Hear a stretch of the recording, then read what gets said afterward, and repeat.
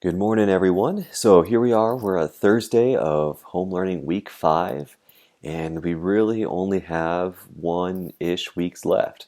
So we're getting very close to the end here. I want to take some time today and talk about World War II and specifically the Japanese in China and Asia. And it's not going to be a super fun lesson because we're going to focus on war crimes. All right, so today, Mr. Osborne, Fairview High School, spring of 2020. Today there is political bad blood between China and Japan. And you might be thinking, well, the Nanjing Massacre. Okay. Yes, that's the number 2 reason. So today we're going to focus on the number 1 reason. And just a quick warning, this is the closest I will ever get to teaching on some dark history or forbidden history. And it's very graphic in nature. If you're not interested, just turn off the video and we'll call it, that's fine. I will not show any pictures, but I will be describing through words. So the number 1 reason is often referred to in history as the Unit 731 experimentation. There were multiple places in Northeast China, Southeast Asia that were used for human experimentation, but the most infamous group within that category was known as Unit 731.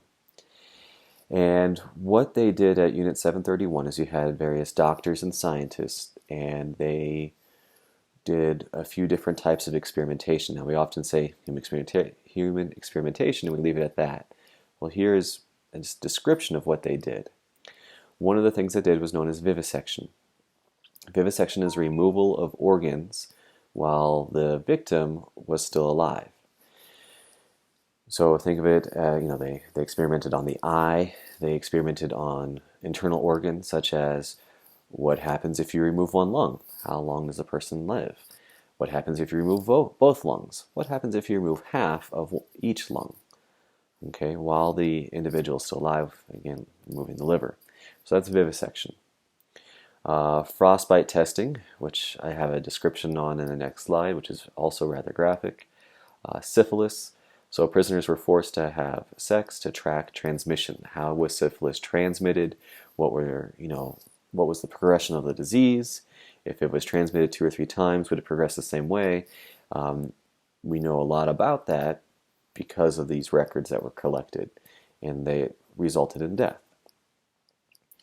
Forced pregnancy. So women were impregnated through rape and torture were impregnated through rape, and then they were tortured to see if the fetus would survive. All right, so if a woman was pregnant, how many blows to the stomach could they survive before the fetus was aborted? All right, if you cut off an arm, cut off the head, right? So there were no survivors of this. Even if the fetus did and the woman made it to full term, they were both disposed of afterwards. So when we talk about the frostbite testing, we actually have a first-hand account. And so physiologist Yoshimura Hisoto conducted experiments by taking captives outside. So this would have been northeast China during winter, basically the border of Siberia. And they would dip various appendages, so arms, fingers, legs, feet, in water and allow the limb to freeze. So the rest of the person would be basically inside a tent or another structure, dip their arm in water, and stick the hand out and let it freeze. And then the determination for when is a limb frozen is if they are struck with a short stick and they emitted a sound resembling that which a board or piece of wood gives when it is struck. Then they would strip away the ice of the frozen flesh to the non-frozen portion, and then they would refreeze to see how often they could do this. The effects of different water temperatures were tested by bludgeoning the victim to determine if the areas were still frozen. All right, so often all the limbs would be frozen eventually and fully removed, fully amputated, and so once an individual became, they had no limbs, they only had the torso and the head left, then they were passed off to syphilis testing, for example. These are known as war crimes. And there are other examples of war crimes. There are massacres. All together, about estimations of 20 million Chinese died during the war, and most of those were civilian. About 3 to 14 million deaths were due to forced labor, starvation, human experimentation. That includes all of Asia, so not just China. And war crimes in Asia were classified in three ways. You had Class A, which were crimes against humanity. Those were the big bosses, if you will, the ministers of state, the head generals. And 25 individuals were accused of and sat trial for war crimes, Class A. 8 of them were found guilty and sentenced to death. 16 of them were found guilty and sentenced to life in prison.